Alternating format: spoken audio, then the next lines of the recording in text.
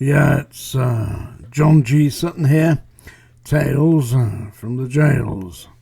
I'm going to talk today a little bit about a guy who calls himself Damien Hines. Yeah, he's the prisons minister.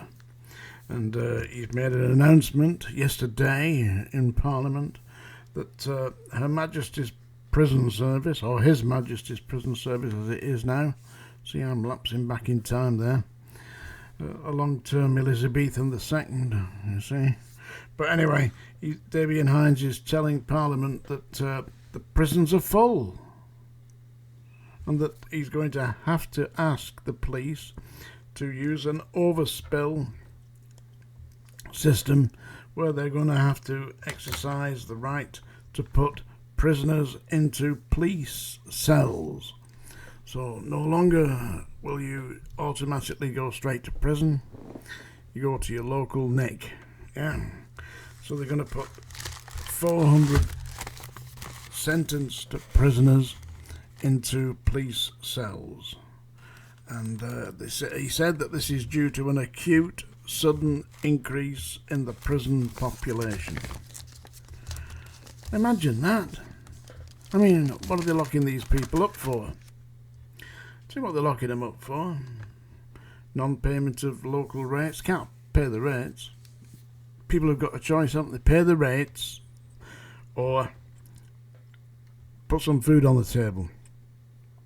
Or pay for the heating bill. Because you don't pay for the heating bill, they come and turn you off, don't they? Or they install one of these prepay meters, you know, which just eats £5 notes or whatever it is. Eats your credit card. Your flexible friend. That's what they're doing. I've got a prepay meter, yeah. I've got my debit card here. I'll put my debit card in to the prepaid meter and I'll buy £10 worth of electric. That should keep the lights on for a couple of hours. Put the card in. Card goes in. Doesn't come out. Because it's eaten all your money. What kind of a carry-on are we getting here, yeah? Or you don't pay your local rates and they send bailiffs round. Bailiffs. I mean, you read the accounts of little old ladies, 83 years old. Yeah, couldn't charge up her mobility scooter because she had no electric. Couldn't pay the rates. Yeah, so they sent the bailiffs round. That'll help, won't it, folks? Yeah, send the bailiffs round. Yeah, knock, knock, knock on the big front door. Yeah. That's a line from a song, by the way. 44 Sycamore. Anyway, never mind about that. Basically, the prisons are full, and they're full of really serious offenders, people who have done 36 miles an hour in a 30 zone. I know all about that. Have you been in a modern car? You been in one? I've got one of these electric vehicles, you know.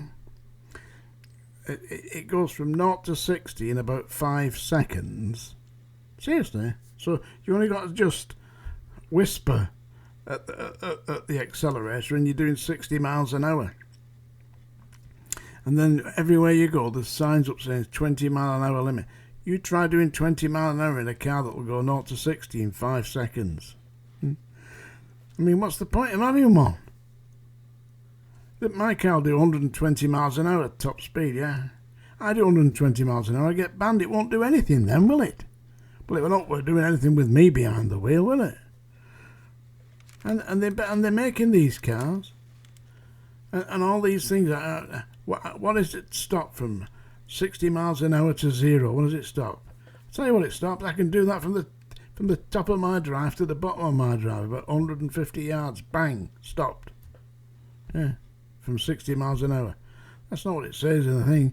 The dating this data is based on the 1960s, 1970s when they brought this in. I had an E-Type Jag in 1973, 74.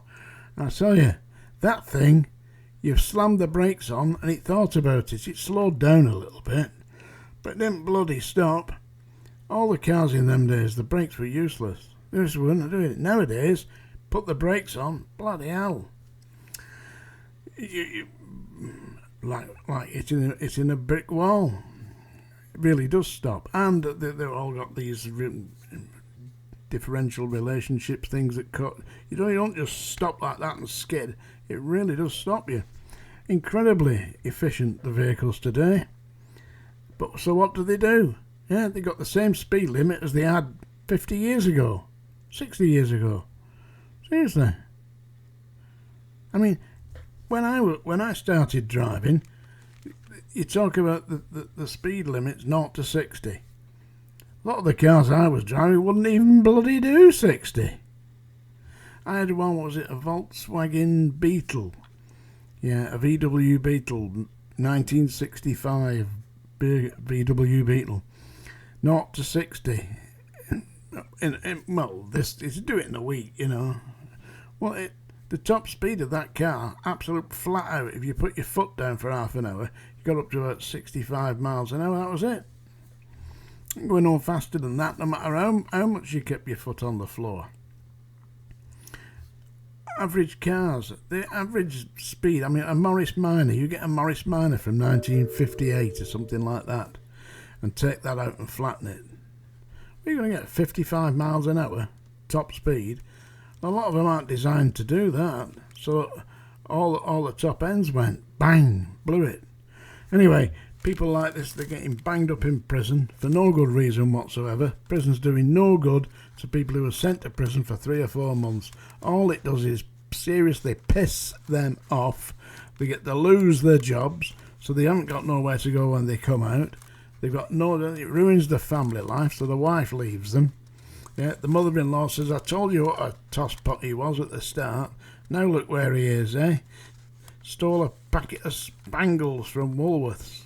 Hey, ended up banged up. And who are these magistrates that put people away? I know who they are. They're the do-gooders. They're the people you see at church on a Sunday with a nice hat, yeah, and a big smile. And they've met Jesus. Yes, folks. Well, give me a hand in that. They'll meet him a lot sooner than they would have otherwise. Anyway, they're going to use prison cells at the police cells to put prisoners in. That'll rehabilitate them, won't it? I've had enough of this. I can't take it anymore. No, seriously, folks. Got to do something about it. Speak to your local MP. Tell them it's time that they sorted the bloody prisons out. And anyway, if you're going to employ people to work with prisoners, then you need people who have got something upstairs who can actually help the prisoners. You don't want people who are going in there with a big club. You know, you don't want Neanderthal man, do you? Fred Flintstone. Well, we want somebody who's going to go in there and talk sense to them. People who are going to say, listen, you're serving 20 years. During that 20 years' time, we're going to help you to be and get them on the right path. I mean, I went to school. I was at school for about 15 years, something like that. And when I'd finished, you know, you got qualifications and all that. They've got time in prison. They can do it. They come out. They could be your doctor, yeah? So, I mean, if they're going to cut people up when they go in prison and they come out, they've got a nice medical degree, then they can cut them up for real, can't they? Legally. I think what we'll do here, sir, we're going to remove both your legs. How about that? Oh, and by the way, I'll have that arm off as well. Seriously, the world's gone mad. I'm going to read you a poem now. And don't forget to get my book, by the way, on Amazon. HMP Manchester Prison Officer. We need to get it. How can you live without it? Ding dong. I'm not going to sing. I'm going to read you a poem. This is one of my favourite poems. This is, it's called Sea Fever, yeah? And it's by John Masefield. So if you're all sitting comfortably, well, I shall begin.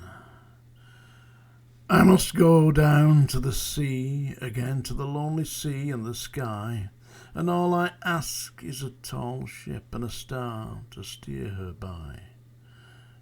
And the wheels kick, and the wind's song, and the white sails shaking, and a grey mist on the sea's face, and a grey dawn breaking. I must go down to the sea again, for the call of the running tide is a wild call and a clear call that may not be denied. And all I ask is a windy day, and the white clouds flying, and the flung spray, and the blown spume, and the seagulls crying. I must go down to the sea again, to the vagrant gypsy life, to the gull's way and the whale's way, where the wind's like a whetted knife. And all I ask is a merry yarn from a laughing fellow rover, and a quiet sleep and a sweet dream when the long trick's over. Sea Fever by John Masefield. I read that with a little bit of feeling, don't you think? That's the end of today's Tales from the Jails. John G. Sutton. We'll meet again.